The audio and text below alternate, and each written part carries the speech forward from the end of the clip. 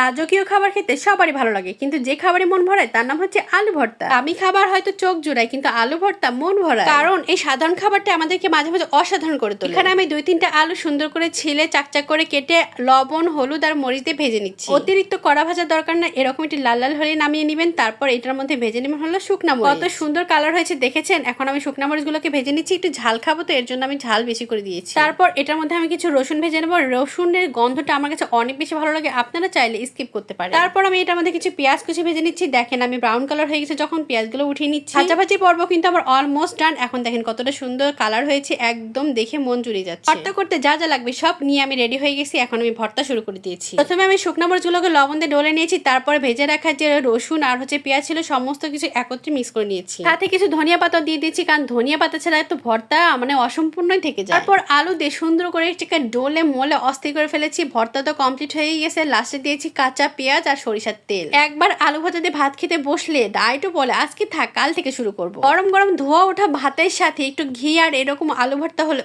জম পেশ হয়। আশা একদিন বানিয়ে খাবেন আর কমেন্টে জানাবেন কেমন হয়েছে। আল্লাহ হাফেজ।